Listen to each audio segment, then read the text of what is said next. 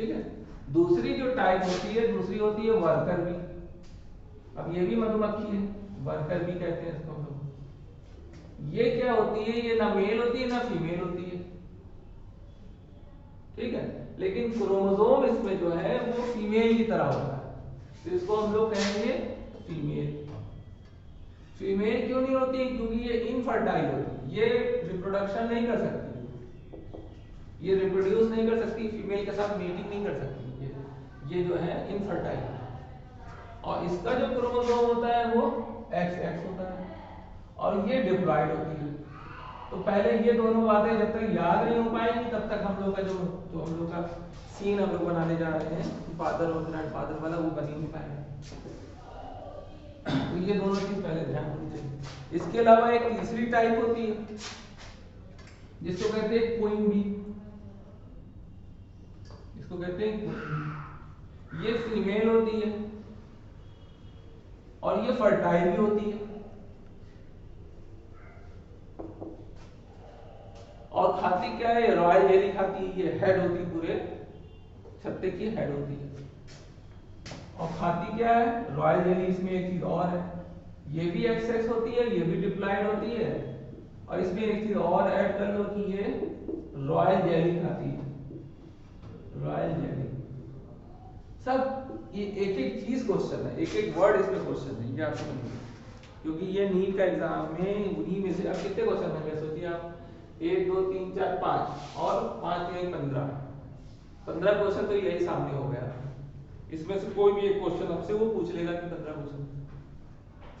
अब क्या है, नेक्स्ट हमारा जो टॉपिक है, फादर है, फादर नहीं है हाँ, लेकिन ग्रैंडफादर है।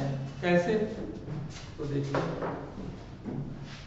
आप देखिए, अगर ड्रोन है वो मेटिंग करता है, और ये तो मेटिंग करती नहीं है, ये इनका काम होता है सराउंडिंग से नेक्टर इकट्ठा करना, करके लाना, फ्लावर से जूस सब करके लाना और इसमें इकट्ठा करना, बस सिर्फ काम करना। और कोई इनके कार्य जिंदगी में ये ना बच्चे बना सकते हैं, पैदा कर सकते हैं, ना इनकी लाइफ में कुछ और है, बस खाली सिर्फ काम करते रहते हैं दिन भर, बस सिर्फ काम करते हैं, और किसी चीज से कोई मतलब नहीं, वर्कर नहीं। तो ये इनकी बात छोड़। अब ड्रोन्स और क्वीन भी यही फर्टाइल है, इन्हीं में हम लोग मीटिंग करा पाएंगे और तो कहीं करा नहीं पाएंगे। तो चलिए ड्रोन्स को लेते हैं, ये ड्रोन्स है और ये क्वीन बी है। इसका मतलब ड्रोन्स क्वीन बी से मीटिंग करता है, ये भी क्वेश्चन है कि drones mate with worker bee, queen bee, both, none. Concept पूरा क्लियर हो गया, तो कहते हैं कॉन्सेप्ट पढ़ तो सुनते हो फिजिक्स में, लेकिन आज तक ये नहीं समझाया कॉन्सेप्ट कहते किसको है, कॉन्सेप्ट का मतलब क्या होता है, ये नहीं समझ आता। कॉन्सेप्ट का मतलब होता है हर चीज बहुत जीरो लेवल से अपर लेवल तक जहां तक तुम्हें पढ़ना है, ये चीज तुम्हें बिल्कुल क्लियर हो।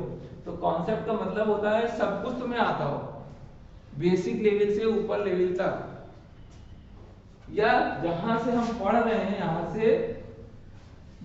से यहां तक जो बेस है वो आपका पूरा क्लियर हो, उसको कहते हैं कॉन्सेप्ट। तो ये कॉन्सेप्ट था। अब इस पे जो क्वेश्चन है वो ये करने जा रहे हैं, तो इसका एप्लीकेशन इसमें करेंगे हम, तभी तो कॉन्सेप्ट का एप्लीकेशन करते हैं। चलिए अब इसमें क्या है, इसका मेल इस पर बना, सपोज इसका भी मेल बना, मेल है तो मेल ही इस पर बनेगा, ठीक है। ये फीमेल है तो इसमें एग बनेगा, तो एग को हम लोग राउंड शेप से दिखाते हैं। ये फीमेल है या फीमेल, दूसरे को कहते हैं हम लोग क्वीन बी। तो ड्रोन है ये मेल भी है और ड्रोन्स है।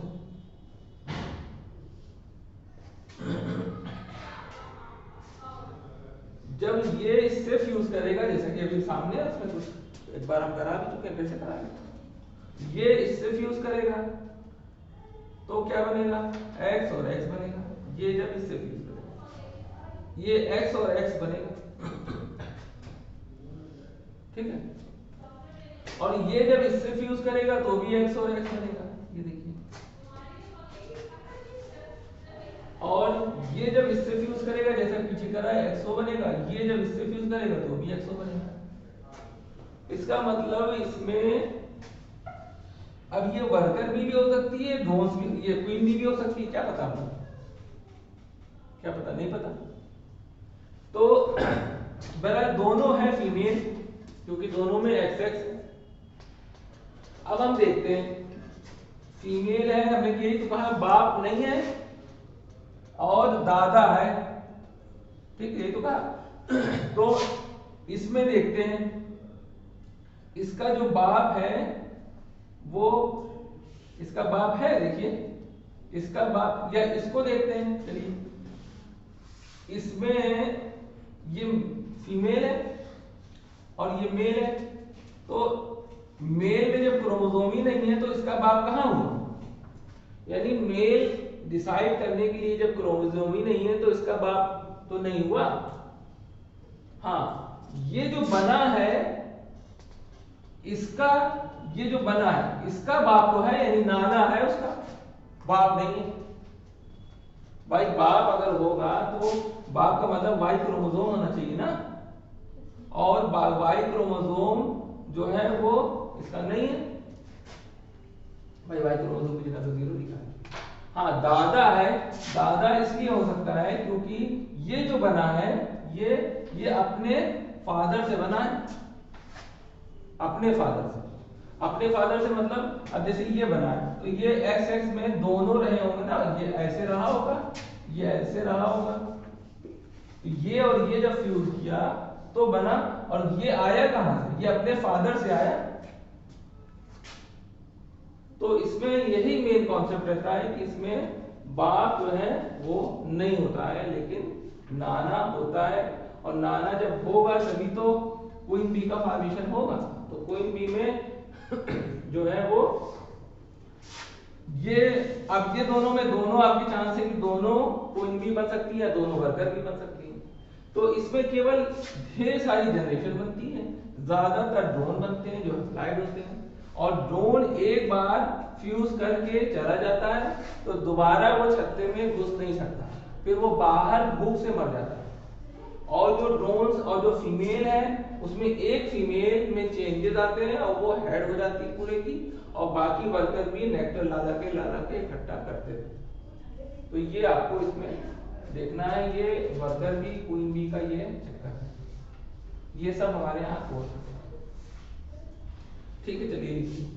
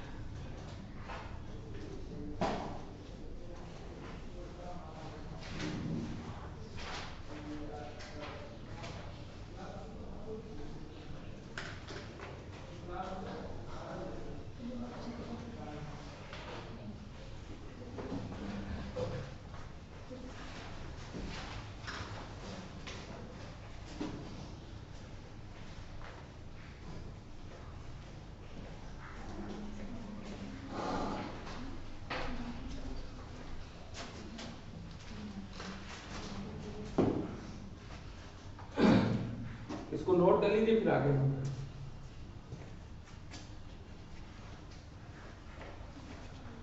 अब दो बातें और भी हैं, जैसे जब अगर XO होगा, यानी एक क्रोमोसोम है एक नहीं है, तो इसको हम लोग ने अभी क्या कहा, सेक्स क्रोमोसोम, और दूसरा नाम इसका होता है हेट्रोसोम,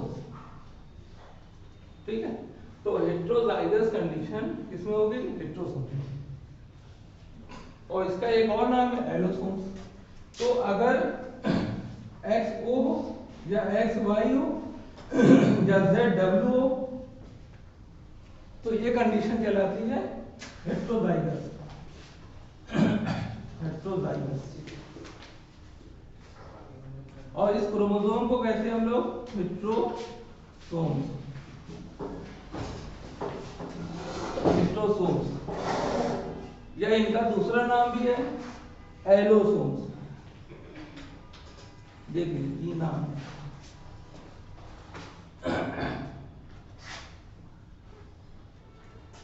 इसके 3 नाम, दोनों अलग अलग होंगे तो, और दोनों सेम हो तो फिर अलग।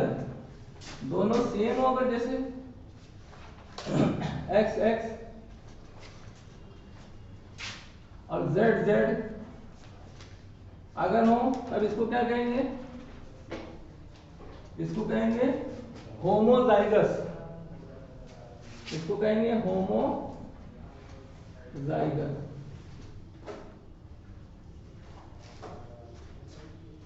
और इसको कहेंगे हम लोग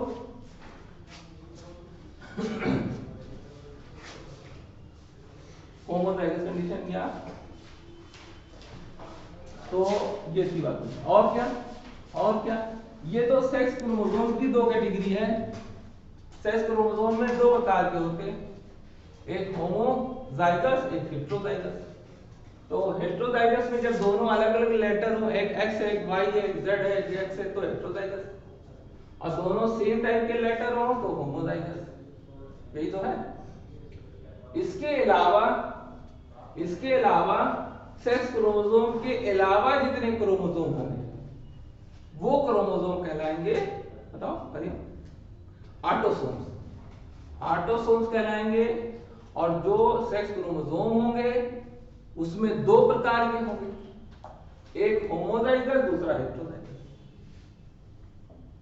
बात समझे कि नहीं? तो हमको ये पता चला कि क्रोमोसोम 2 प्रकार के होते हैं, एक ऑटोसोम्स और दूसरे सेक्स क्रोमोसोम या हेटेरोसोम्स। यही तो पता चला। तो 2 बातें हमको इसमें पता चली।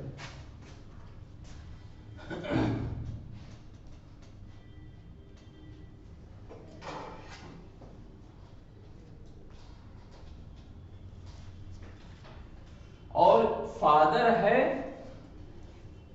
फादर नहीं है, ग्रैंडफादर है। बताओ कैसे? यही बात अभी हम लोगों ने डिस्कस करी। किसी चीज का फादर ना हो किसी पर्सन का और ग्रैंडफादर हो, ऐसा हो सकता है? हनी बी के केस में हो सकता है, जो हम लोग ने भी देखा।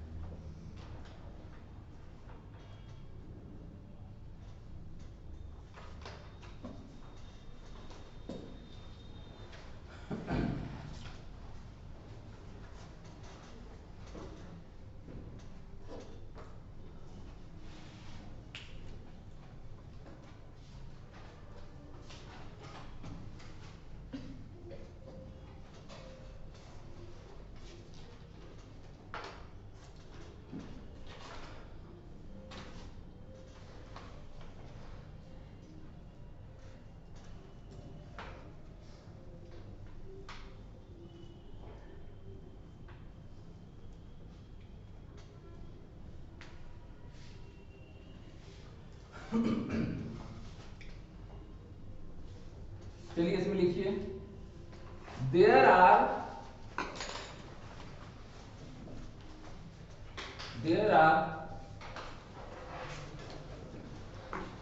2 type of chromosomes.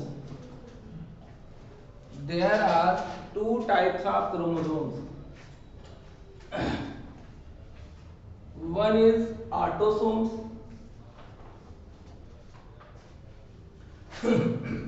One is autosomes.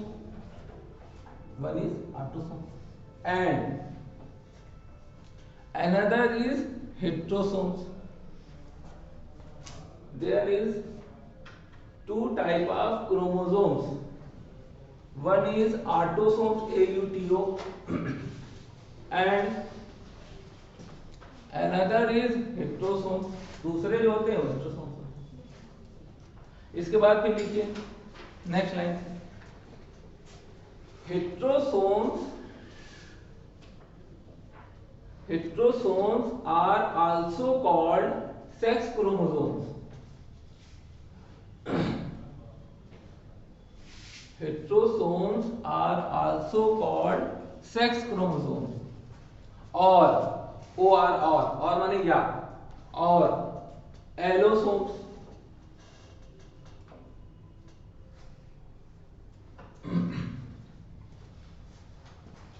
Allosome, full stop. And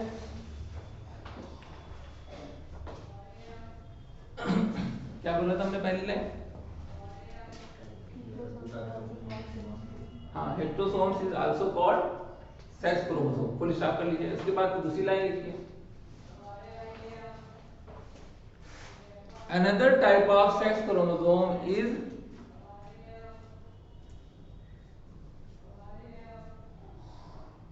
is seen in homozygous condition. homozygous condition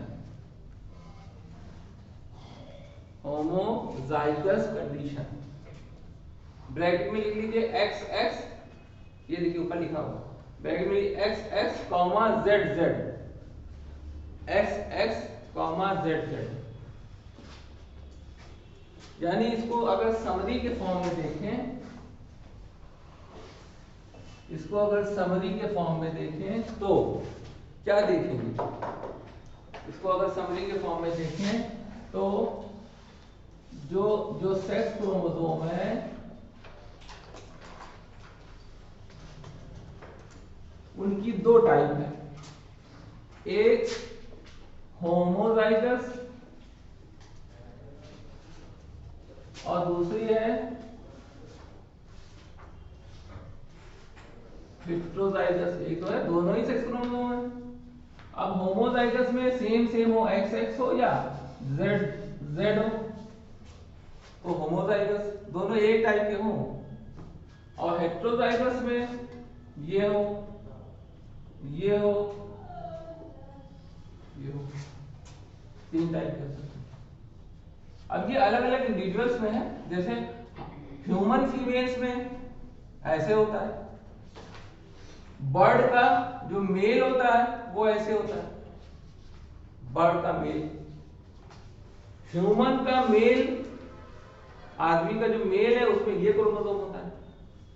grass hopper और हनी बी दो जो इंसेक्ट हैं उसके मेल में ये होता है, ठीक तो है। और बर्ड के फीमेल में ये होता है। तो कौन किस में होता है यही हमको याद करना है, यही ध्यान रखना है। चलिए, इसमें ह्यूमन फीमेल में एक्स एक्स होता है,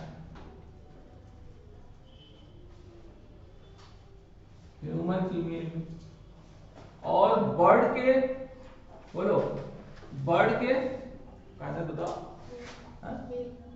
बर्ड के मेल में ये होता है, सॉरी बताओ, ह्यूमन के मेल में ये होता है, बताओ आगे। हाँ, इंसेक्ट के किसमें, इंसेक्ट के मेल में ये होता है, ठीक है। और तुम बताओ, हाँ, बर्ड्स के फीमेल में ये होता है, बर्ड्स के फीमेल में ये होता है। अब लाइन है क्वेश्चन की, क्या क्या पूछ ले कोई भरोसा नहीं, यही सब चीजें छोटी छोटी छोटी छोटी इकट्ठा करनी होती है। इसको नोट करिए, जिनका और हिस्सा भी छूटा है वो हम जब मिटाएगा तो रोक दिया करो।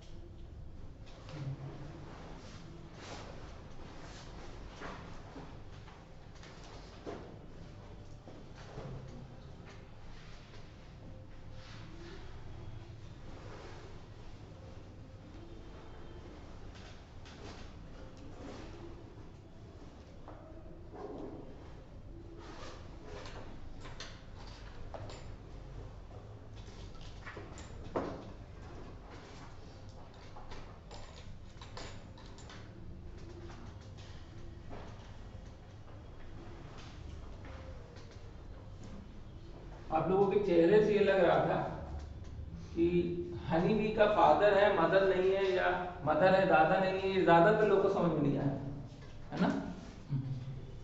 चलो उसको फिर से करें। ज्यादातर लोगों को ये चीज समझ में नहीं आई कि कैसे ये समझा गए, कॉन्सेप्ट बताया समझ में आया, कॉन्सेप्ट बताने के बाद जब क्वेश्चन बताया तो क्वेश्चन फिजिक्स में यही तो होता है। फिजिक्स पढ़ना सबसे आसान क्या होता है, जो कॉन्सेप्ट पढ़ाते हैं टीचर बिल्कुल डेलिकेट लगता है, एट्रैक्टिव लगता है, मजा आती है।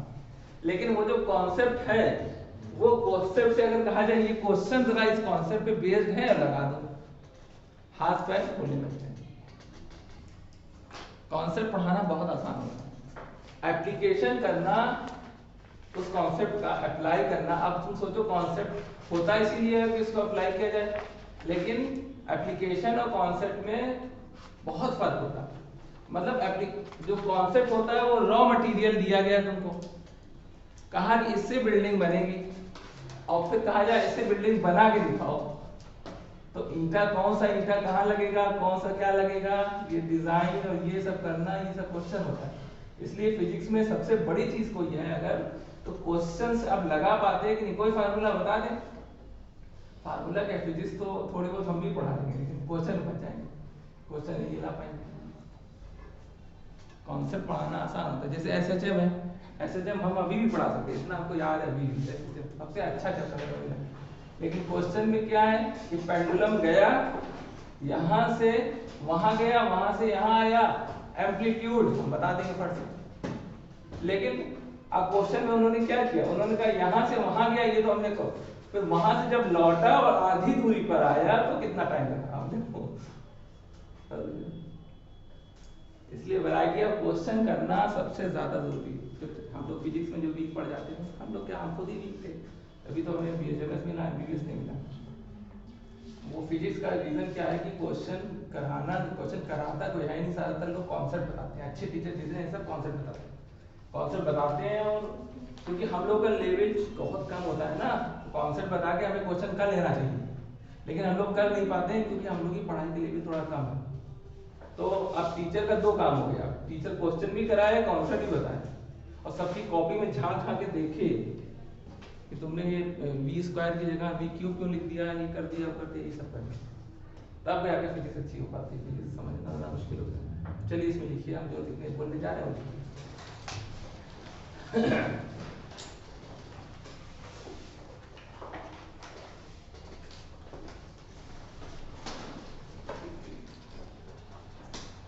लिखिए male drones of honey bee, male drones of honey bee are fertile but haploid,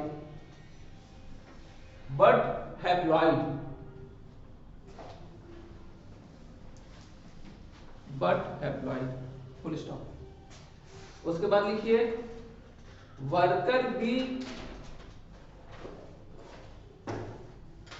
is deployed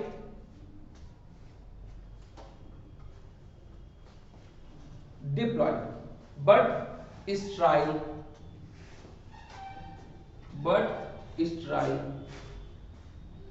diploid है लेकिन स्टाइल। ठीक, फिर लिखिए क्वीन बी इज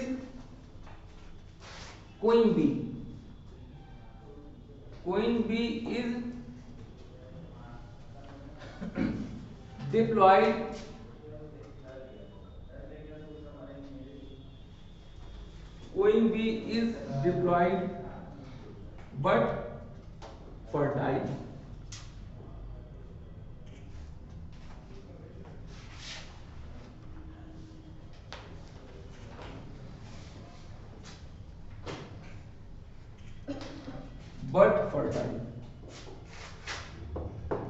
ठीक है, फिर लिखिए queen bee eats royal jelly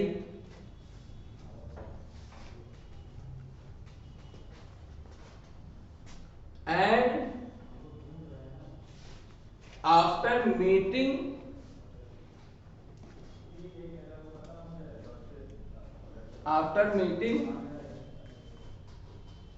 give rise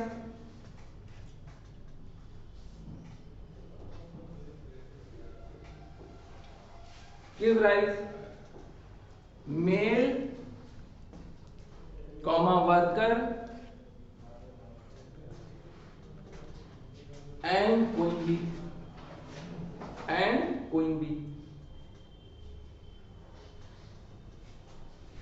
बस इतना लिख दिया। अब हम लोग वो जो क्वीन बी वाला क्वेश्चन था उसको फिर से हम लोग समझ लेंगे।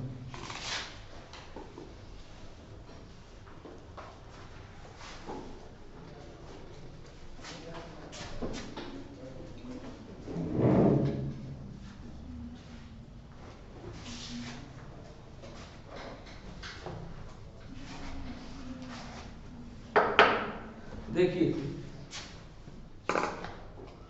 ड्रोन्स जो होता है वो हैप्लॉइड होता है, तो ड्रोन्स में जो ड्रोन्स का स्पर्म होता है, ड्रोन्स का जो स्पर्म होता है वो इधर ही बैठो। ड्रोन्स का जो स्पर्म होता है उसमें कोई क्रोमोसोम नहीं होता है, ठीक है। और जो वर्कर भी होती है और जो क्वीन भी होती है, क्वीन भी उसका एक एग ले लिया हमने और इसका ड्रोन्स का एक स्पर्म ले लिया। ड्रोन्स में दो प्रकार के स्पर्म होते हैं। एक स्पर्म जो होता है उसके अंदर कुछ होता ही नहीं क्रोमोसोम, एक में होता है। अब देखिए अब इसको हमने फ्यूज कराया तो अब ये क्या बना, ये 0x बना, ये क्या हुआ, ये ड्रोन्स हुआ, ये ड्रोन्स हुआ कि नहीं हुआ। यानी ये जो हनी बी है, हनी बी का ये ड्रोन्स हुआ। ड्रोन्स का फादर कहाँ है, ड्रोन्स का फादर तो है ही नहीं। हाँ ये जो है ये किससे बना होगा, ये जो है ये जो क्रोमोसोम है ये आया किससे होगा, देखिए अब पीछे चलिए, ये जो है बना होगा तो ये अपने दादा से बना होगा ना, तभी तो ये एक्सो आया होगा। और एक्सो में दो तरीके के स्पर्म बने होंगे, एक एक्स बना होगा एक ओ बना होगा। यानी कि इनके भाई ये जो है इसका फादर ये है और इसका नाना ये है। नाना देखिए नाना जो है वो नाना ये है इसका, तो नाना अगर होगा तभी तो ये ड्रोन्स बनेगा। नाना अगर होगा इसका, ग्रैंडफादर अगर होगा, ग्रैंडफादर नहीं है ये ग्रैंडफादर है इसका, और ग्रैंडफादर होगा तभी तो ये क्रोमोसोम बनेगा, मतलब उसका जो चिल्ड्रन होगा उसमें ये और ये होगा। बात समझे कि नहीं। लेकिन जब ये बनेगा तो इसमें वाई क्रोमोसोम नहीं होगा, तभी तो ये ड्रोन्स बनेगा। क्यों, क्योंकि इसमें वाई क्रोमोसोम नहीं है, इसका मतलब इसका बाप नहीं है। बाप का ना होना ये ड्रोन्स के केस में देखा जाता है। हाँ ये जो बना है ये इंडिविजुअल का ही तो ये दोनों स्पर्म है। ये इंडिविजुअल का देखिए नाना है कि नहीं है, ये नाना है इसका कि नहीं, और ये इसकी नानी है यानी ग्रैंड मदर है। तो ग्रैंड मदर और ग्रैंड फादर तो है इसके, लेकिन इसका फादर नहीं है, इसका फादर नहीं है, क्योंकि फादर इसको कहेंगे क्योंकि इसमें कोई क्रोमोसोम नहीं है, इसलिए इसका फादर नहीं है। ये आपको इसमें थोड़ा सा कंफ्यूजिंग है, यही इसका कॉन्सेप्ट है।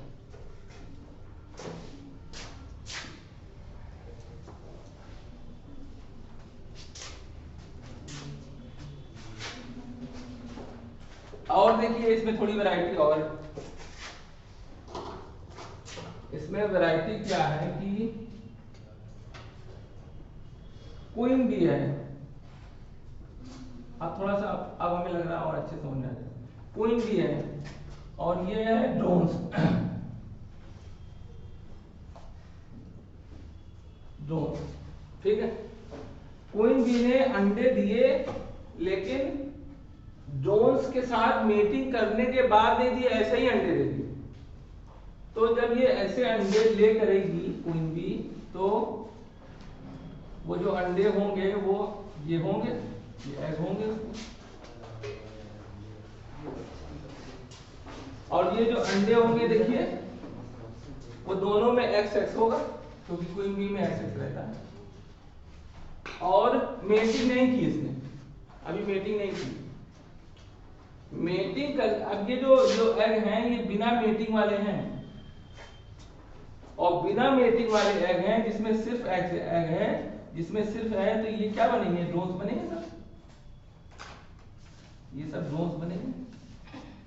तो बिना मेटिंग के अगर वो अंडे देती है तो उसे कहते हैं, वो बनते हैं ड्रोन्स, वो होते हैं हैप्लॉइड। एक क्वेश्चन और निकला, यानी जितने हम लोग मुर्गे खाते हैं कटवा कटवा के 200 रुपए किलो वाले, ये सब क्या होते हैं? ये सब हैप्लॉइड होते हैं। ये ऐसे अंडों से बनते हैं जो हैप्लॉइड होता है, यानी कि ये फाउल भी एग्जाम्पल है हैप्लॉइडी का।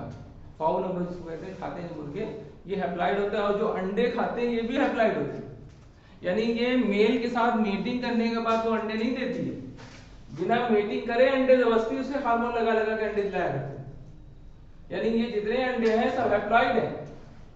हम लोग हैप्लॉइड अंडे ही खाते हैं, हमको न्यूट्रिशन से मतलब होता है। अगर वो हैप्लॉइड अंडे ग्रो हो जाएं तो हैप्लॉइड मेल बनाएंगे, वो उनको कहेंगे ड्रोन्स। ग्रो हो नहीं पाते हैं, वो इसलिए नहीं पाते हैं क्योंकि हैप्लॉइड से ऑर्गेनिज्म ग्रो नहीं हो पाता, उसके लिए डिप्लॉइड होना चाहिए। लेकिन स्पेशल कंडीशन नेचर ने क्वीन बी में करके दिखाया, हैप्लॉइड को ही मेल बना दिया। ठीक है, अब इसके अंदर, इस ड्रोन के अंदर क्या है? केवल एक्स ही क्रोमोसोम तो है भाई। एक एग से ड्रोन बना, दूसरे एग से भी ड्रोन बना। ठीक है, तो अब इसके जो स्पर्म बनेंगे, इसके मतलब ये ड्रोन्स है ना, तो ड्रोन्स में स्पर्म भी तो बनेंगे। स्पर्म नहीं बनेंगे तो कैसे क्वीन बी से फ्यूज करेगा? तो इसके जो स्पर्म बनेंगे, एक स्पर्म में जो है वो तो एक्स आ जाएगा, एक स्पर्म में कुछ होगा ही नहीं। दो टाइप के स्पर्म बनेंगे इसमें ड्रोन्स में। तो ड्रोन्स में स्पर्म बनेंगे, ड्रोन्स फर्टाइल होगा, और ड्रोन्स जो है हैप्लॉइड एग से बनता है, ये ध्यान रखना, हैप्लॉइड एग। ठीक है, ये इतनी बात है। हाँ, अगर फ्यूजन करने के बाद बना, यानी कि कोई भी ये है, इसके दो एग बनाए हमने, एक में एक्स दूसरे में एक्स, और फ्यूजन किया किससे? ड्रोन से। ये इसी ड्रोन से या किसी और ड्रोन से फ्यूजन किया, तो ड्रोन में क्या था? अभी पीछे देख के आए हम लोग, ड्रोन में था XO, इसका स्पर्म बनाया हमने, एक में एक्स और एक में 0, यही बनाया ना। अब देखिए, अब जब फ्यूज करने के बाद बनेगा तो देखिए ये वर्कर भी बनी या तो क्वीन भी बनी। ये देखिए, ये ड्रोन बना, मेल बना ये, और ये क्वीन भी या वर्कर भी बनी, ये ड्रोन बना, ये हैप्लॉइड मेल बना। तो हैप्लॉइड मेल जैसे ये है वैसे वो है। तो हमेशा ये याद रखना है कि हैप्लॉइड एग से जब बनेगा तो ड्रोन्स ही बनेगा, क्योंकि उसकी पूरी बॉडी हैप्लॉइड होगी, और वो कभी दो प्रकार के स्पर्म रिलीज ही नहीं कर सकता, क्योंकि उसकी बॉडी में केवल एक्स ही क्रोमोसोम है, तो केवल एक्स टाइप का वो रिलीज करेगा, दूसरे में तो उसके क्रोमोसोम होगा ही नहीं। और जब वो स्पर्म जिसमें क्रोमोसोम नहीं है उसमें क्या होगा? उसमें ऑटोसोम तो होगा, सेक्स क्रोमोसोम नहीं होगा। तो वो जो ऑटोसोम है वो जब फ्यूज करेगा फीमेल, देखिए मेल बनेगा। तो हैप्लॉइड एग से ड्रोन बनता है, और जो डिप्लॉइड, अब देखिए ये हैप्लॉइड एग, ये देखिए जो ड्रोन्स बना, ये इसकी बात करूंगा अच्छा, सिर्फ इसकी जो है वो मदर है, फादर कहां? इसने मीटिंग ही कहां की? मीटिंग कहां की इसने? इसका फादर तो है ही नहीं भाई। फीमेल ने यूं ही एग ले कर दिया ना, मेरा मीटिंग करे, तो ये क्या बना? ड्रोन बना। इसका फादर, इस ड्रोन से पूछो तुम्हारा फादर कौन है, तो इनका फादर है कहां? इसने मीटिंग करी कहां? भाई हमारे यहाँ भी हिस्ट्री में एक जो है एग्जाम्पल है, जो क्या नाम है उनका, ईसा मसीह अलैहिस्सलाम का, उनमें भी कहा जाता है कि उनकी मदर ने बिना ऐसे ही उनको पैदा किया, मतलब उनका कोई फादर नहीं है, यही तो बात कही जाती है। और ये बात सभी सारी दुनिया में सभी लोग मानते हैं और बिलीव करते हैं, यही तो हमारा ईमान है। तो वही चीज है समझो। तो ऐसा कुछ नहीं है कि आप जो है फीमेल बिना मेटिंग के भी बच्चा पैदा कर सकती है। अब देखिए किया इसमें एग है, अब इसका फादर नहीं है ना, लेकिन इसका तो नाना, इसका जो बाप होगा वो इसका नाना होगा कि नहीं होगा, और इसका बाप कौन होगा, देखो इसका बाप ये होगा, डॉन होगा कि नहीं होगा भाई, ये इसका बाप ही तो है, तभी तो ये एक्सेस बना। तो जोन है जो बनता है वो हैप्लॉइड एक्स से बनता है, इसीलिए कहते हैं उसका फादर है ही नहीं, बिना फादर के वो बना। लेकिन ये जो मदर है, ये जो क्वीन बी है, ये इस क्वीन बी के तो माता और पिता दोनों है ना। मान लो ये क्वीन बी ये है, तो इसकी माता ये है, पिता ये है कि नहीं। अब समझ में आया कि नहीं काफी हद तक। तो अब ठीक है, तो हैप्लॉइड एक्स से होगा तो वो, अब लिखिए इसमें थोड़ा सा लिखिए, इसको नोट जरूर कर लीजिए।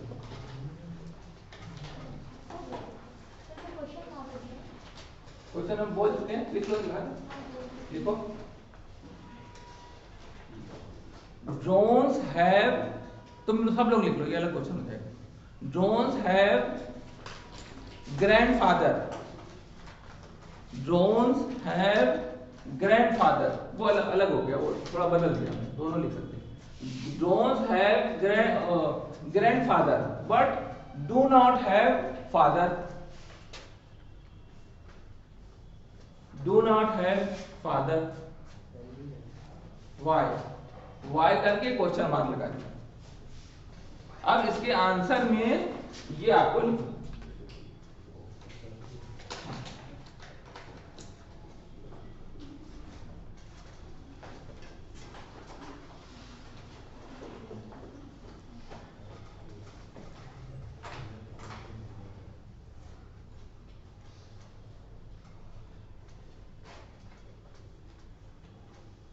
अब जैसे मुर्गी हम लोग यहाँ जो अंडे आते हैं हैप्लॉइड है, तो ये अंडे वो अंडे ले कर रही है ना, कुछ चीज ना समझाने कुछ नहीं। अगर वो अंडे ले कर रही है तो हैप्लॉइड अंडे लेकर रही है ना, क्योंकि इतनी ज्यादा क्वांटिटी में वो अंडे उसे लेकर आते हैं कॉमर्शियली, सुबह शाम दोपहर 3 अंडे दिन भर में कराते नहीं कराते, हार्मोन लगा के, फूड दे के, और खाना बहुत ज्यादा खाती है, मतलब बहुत ज्यादा अमाउंट में फूड खाती है। और फूड में क्या क्या होता है, फूड में हार्मोन होता है, फूड में टेट्रासाइक्लिन एंटीबायोटिक होती है, फूड जो है उसका काफी मेडिकेटेड होता है, और उस फूड को खाती है, हार्मोन चूंकि खा रही है तो पूरी बॉडी बिल्ड होती चली जाती है बहुत तेजी से, 1 महीने में उसका साइज 1 किलो 1.5 किलो, और उसको खट से मार्केट में लाके उसका जो है उसको हम लोग काट के खा जाते हैं, बड़े शौक से लोग जमाने में खा रहे हैं, और कितनी ज्यादा खतरनाक है उसका अंदाजा आप लगा नहीं सकते, उसका अंदाजा लगा नहीं सकते, क्योंकि कंटिन्यूअसली आप टेट्रासाइक्लिन खा रहे हैं, उसमें टेट्रासाइक्लिन पड़ती है उसके फूड में, टेट्रासाइक्लिन, और टेट्रासाइक्लिन अगर आप बार बार खाएंगे तो आपका क्या होगा, what is the side effect of tetracycline. Tetracycline आज की डेट में कोई भी डॉक्टर यूज नहीं करता है, पुराने डॉक्टर जो है टेट्रा के नाम से एक बॉटल आती थी टेट्रा, आज भी खैर रूरल एरिया में होगा नहीं कह सकते, लेकिन यहाँ तो कोई नहीं टेट्रासाइक्लिन वगैरह यूज करता है, बेसिलिन, टेट्रासाइक्लिन ये सब बहुत यूज करते हैं। टेट्रासाइक्लिन से दांत जो होते हैं हमारे ये पीले हो जाते हैं, स्टेनिंग होती है उसमें, पीले हो जाते हैं दांत, बहुत जल्दी खराब होते हैं टेट्रासाइक्लिन।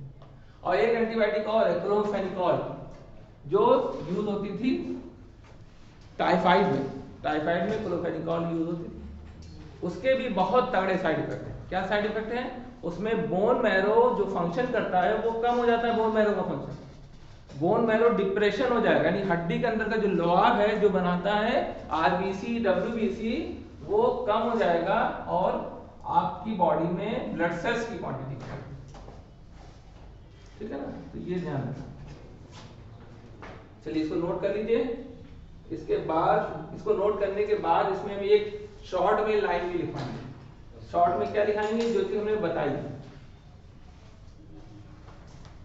समझ आ रहा है नहीं आ रहा, सेक्स डिटर्मिनेशन में अब आपकी बुक में देखिए ग्रॉस हॉपर भी बना हुआ है, हनी बी भी बनी हुई है जहां तक है, और फाउल भी बना हुआ है, मतलब मुर्गी मुर्गा भी बना हुआ है। तो मुर्गी मुर्गा भी जो है, अब वो मुर्गा नहीं, देसी मुर्गा जो हमारे यहाँ गांव में मिलता है, जैसे मलियाबाद में वो देसी मुर्गा जो कलर्ड होता है, वो मुर्गा नहीं, वो तो डिप्लॉयड से ही बनेगा, वो डिप्लॉयड से ही बनता है, बिना मीटिंग के वो अंडा देगी ही नहीं। ये अंडा जबरदस्ती दिलवाते हैं उसको, अंडा जो है उसका तरीके से एक्सप्लॉइटेशन कहते हैं इसको, एक्सप्लॉइटेशन, एक्सप्लॉइट कर रहे हैं हम लोग सारे एनिमल्स को अपनी फूड की रिक्वायरमेंट को पूरा करने के लिए। हाँ बताओ बताओ।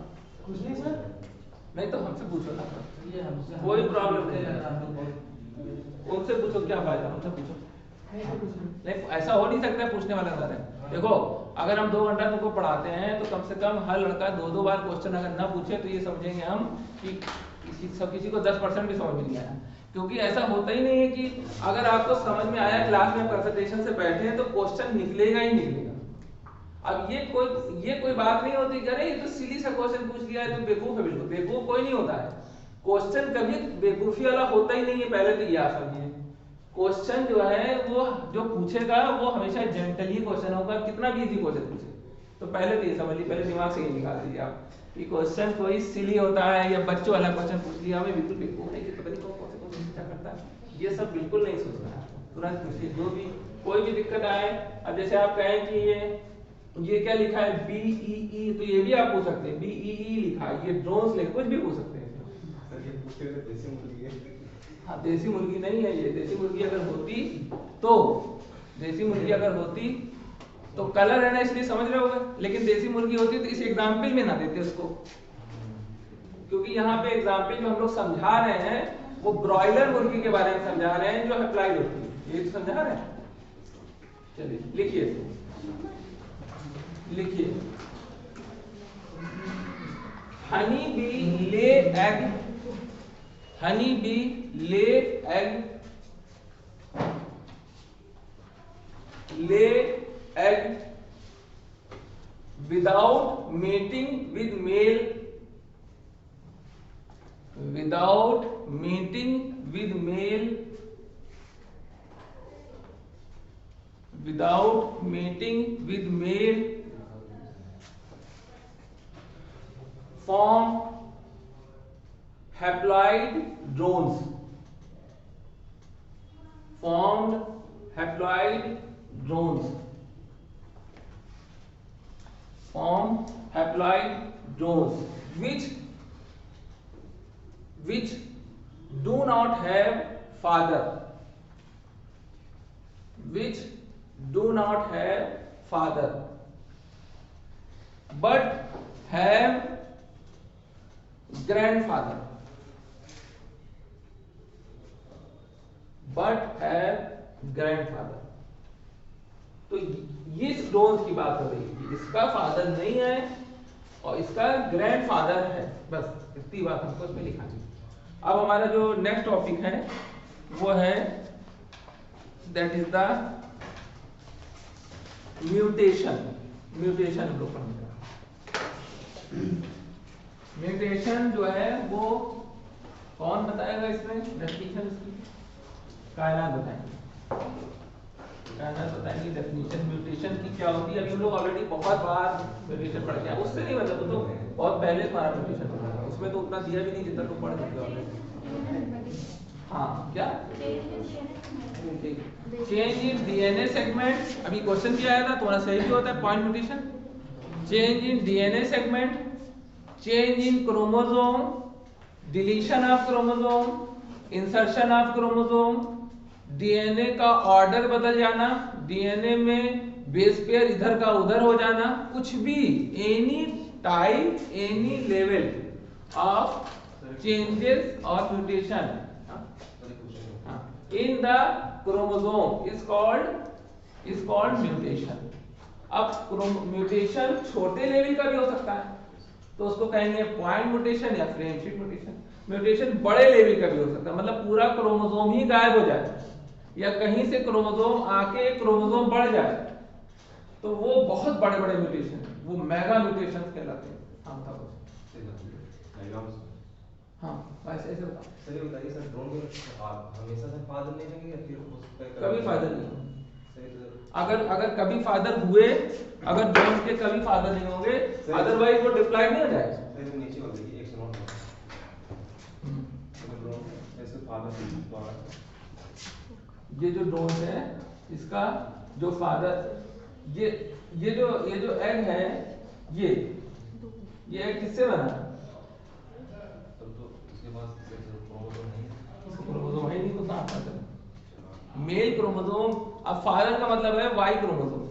वाई क्रोमोसोम अगर आएगा तो ही फादर होगा। वाई क्रोमोसोम अगर आएगा तो ही फादर होगा।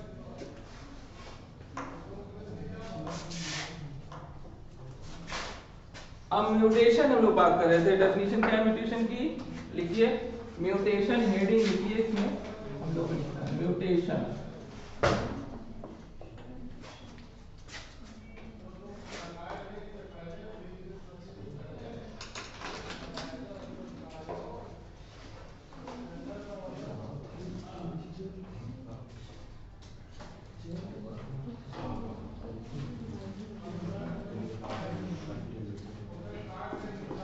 सर चेयर हो नीचे। हाँ चेयर है, ले आओ। चलिए लिखिए, चेयर वैसे यहाँ पे रखी है वहाँ। चलो इसमें लिखो any level of changes, any level of changes in gene, comma chromosomes,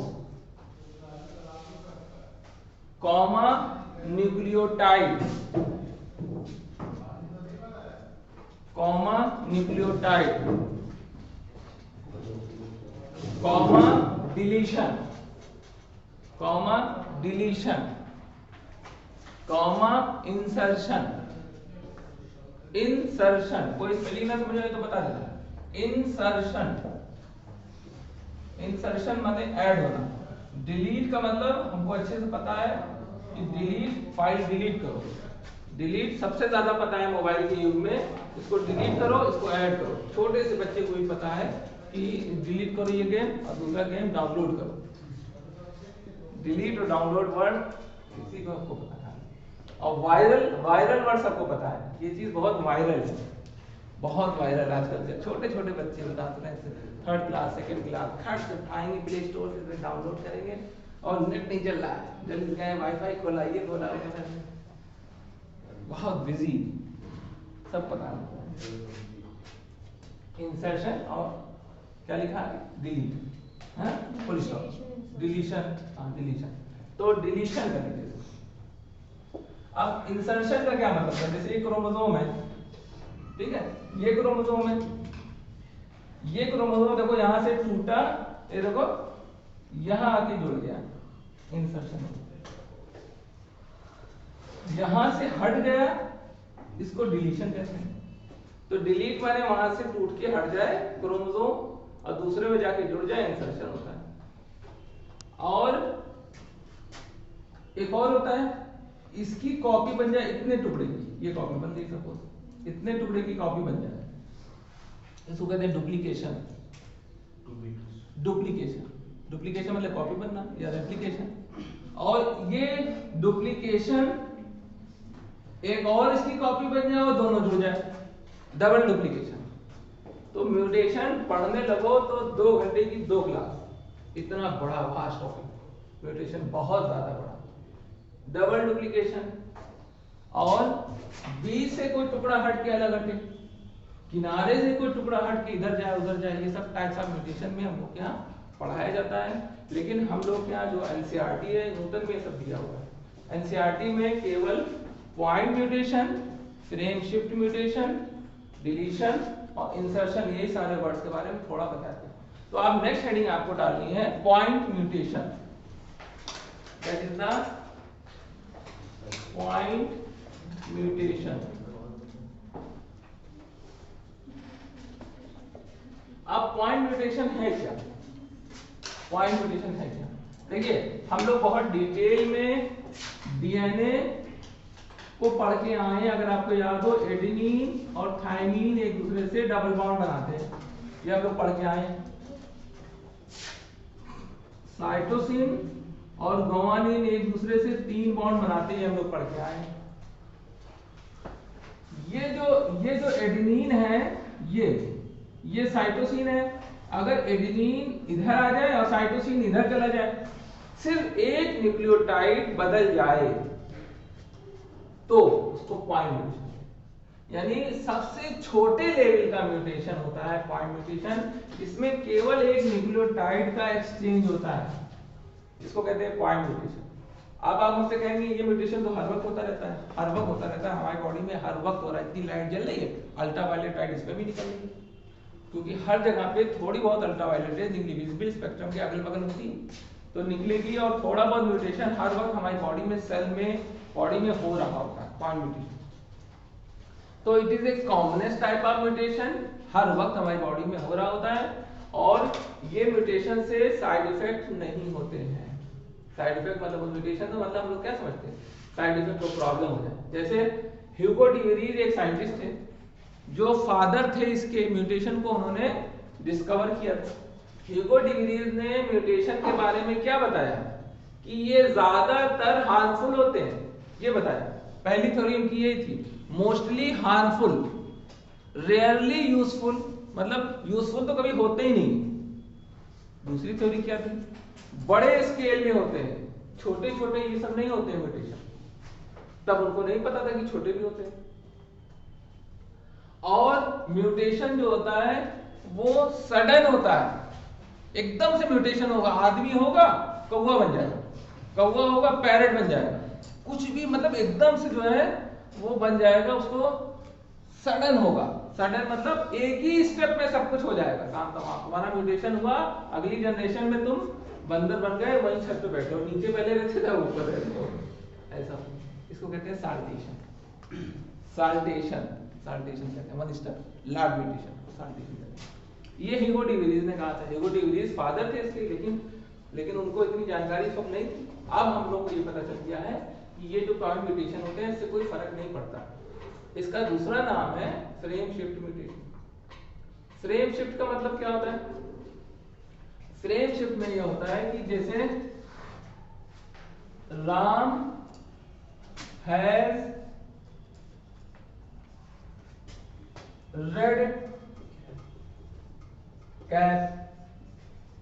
अब ये नाम हमने लिख दिया, ये सब न्यूक्लियोटाइड हैं, ये सब, ये डीएनए के अंदर ये टुकड़े नहीं, एजीटीसी ये सब हैं, ठीक है। अब हमने क्या किया, एक न्यूक्लियोटाइड को यहां से गायब कर दिया, डिलीशन करा दिया। एक न्यूक्लियोटाइड का म्यूटेशन हुआ, ये गायब हो गया। दूसरे में क्या किया, इसको गायब कर दिया। तीसरे में क्या किया, इसको गायब कर दिया। अब क्या हुआ, डिलीशन करते गए, तीन न्यूक्लियोटाइड को अगल बगल से गायब कर दिया। समझाने के लिए वो लिखा है नाम है रेड कैप, ये हमारी बुक में भी यही एग्जांपल है। तो अब क्या, रीडिंग फ्रेम बदल गया, राम है स्कैप हो गया।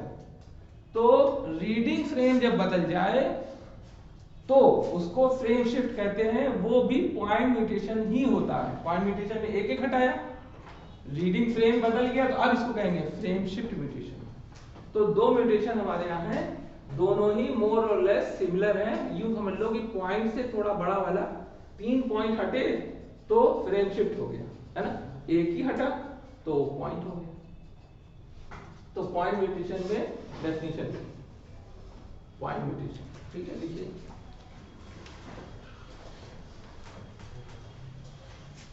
डिस्प्लेसमेंट और deletion,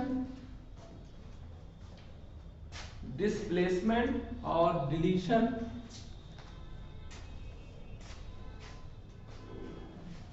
of one nucleotide,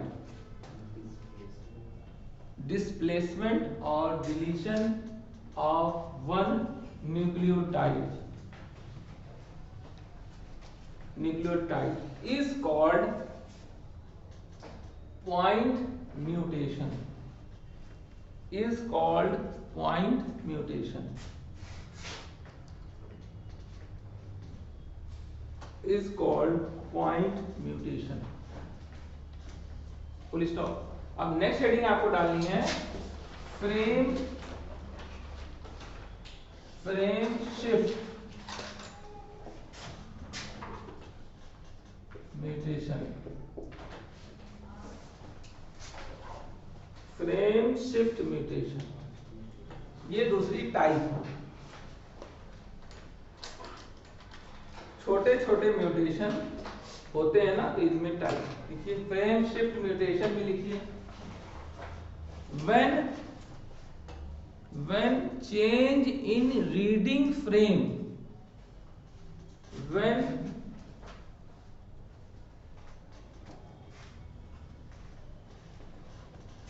change in reading frame in the sequence of DNA, in the sequence of DNA, in the sequence of DNA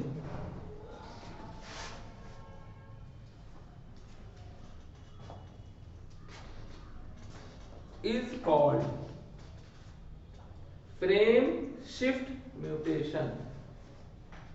Is called frame shift mutation. Frame shift mutation. इसको हम लोग frame shift mutation के नाम से जानते हैं.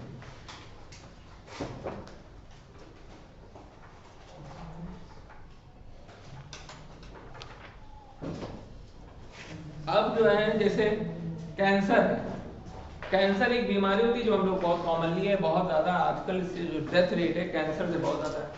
तो cancer भी म्यूटेशन से हो सकता है. कैसे हो सकता है उसको देखिए. जैसे हमारा ये क्रोमोसोम है, सपोज ये क्रोमोसोम है, पेयर के फॉर्म में है, ठीक है. क्रोमोसोम में ये जीन है, ये जीन है. ये जीन का नाम है प्रोटो ऑन्कोजीन. अब नाम ही पहले नाम ही याद हो तो आगे समझ में आएगा. तो इसको कहते हैं प्रोटो ऑन्कोजीन. इस जीन का नाम है प्रोटो ऑन्कोजीन. ये जीन का काम क्या है? ये जीन का काम है सेल में डिवीजन करना. एक सेल से 2 सेल बनाना, 2 सेल से 4 सेल बनाना, 4 सेल से 10 सेल बनाना. ये किसका काम है? प्रोटो ऑन्कोजीन का. नॉर्मल हम लोग की जो बॉडी में सेल बन रही है ये इसी जीन की वजह से बन रही है कि हम लोग अभी 2.5 किलो के थे, आज 70 किलो के हैं, 80 किलो के हैं. कोई 40 वाला विषय नहीं कह सकता, 40-45 वाले भी हैं. तो 40-45 होने से कोई बीमारी नहीं है. वेट से कम होने से कोई बीमारी नहीं, इनहेरिटेंस की वजह से वेट रहता है. जब तक आपको कोई सिम्टम ना हो, तब तक कोई पैथोजन ना हो, तब तक डिजीज की कैटेगरी में आता है. तो ये सेल हमारी बन गई, ढेर सारी बन गई, अभी भी बन रही. कुछ सेल डैमेज हो गए, फिर नहीं बन गई, डैमेज हो गई. लेकिन क्या हुआ, इस प्रोटो ऑन्कोजीन को हम कहते हैं एक नाम और सी ऑन्क. कुछ चीजें, ये सब चीजें कुछ लोगों 2-3 बार पढ़ लेते हैं, तो रट मारिए बिल्कुल. जितना अच्छा रटा होगा, कहते नहीं हिफ्ज कुरान का करते हैं लोग, पूरी एक साथ बिना उसके रटी रहती. तो उस तरीके की रटी होगी तो ही हो पाएगा. अब इस जीन पे क्या किया आपने? अल्ट्रावायलेट रेज डाल दिया या एक्सरे डाल दिया. एक्सरे से म्यूटेशन हो जाता है, आपको पता ही, एक्सरे ज्यादा नहीं करवाना चाहिए. तो जैसे ही इस पे अल्ट्रावायलेट रेज डाला या यूवी रेज डाला या एक्सरे डाला इस पे, तो इसमें क्या हुआ? म्यूटेशन हो गया. और म्यूटेशन से ये जो जीन था प्रोटो ऑन्कोजीन, ये बदल गया. किसमें हो गया? हाँ, ऑन्कोजीन में हो गया. ये बदल गया ऑन्कोजीन में बदल गया. किसने बदला? एक्सरे ने. किसने बदला? कोई भी म्यूटेजेंस, नाइट्रस एसिड है, कोई भी इसने बदला, ऑन्कोजीन में बदल दिया. अब ये ऑन्कोजीन जो है म्यूटेट हो चुका है. अब ये इतनी ज्यादा सेल्स बनाएगा तेजी से कि जहां पे ये हुआ वहां पे इतना बड़ा सा लंप, खूब अनकंट्रोल्ड सेल डिवीजन, बिल्कुल बम ब्लास्ट की तरह सेल डिवीजन पूरे बॉडी में कहीं भी हिस्से में ये बड़ा सा ट्यूमर बन के तैयार हो गया। बॉडी के अंदर बाहर कहीं पे भी हो सकता है, ब्रेन के किसी भी पार्ट में हो सकता है, बॉडी के किसी भी पार्ट में हो सकता है, बड़ा सा ट्यूमर। अब उससे तकलीफ शुरू हो गई। तो ऑन्कोजीन क्या करेगा,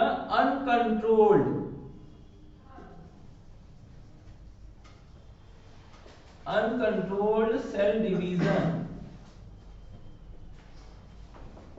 अनकंट्रोल्ड सेल डिवीजन होगा। उससे क्या होगा, बड़ा सा लंप, लाइपोमा, सार्कोमा, एडिनोसार्कोमा, ये सारे वर्ड्स हैं कैंसर के, ये बन के तैयार हो जाएगा। तो इससे क्या बनेगा, लंप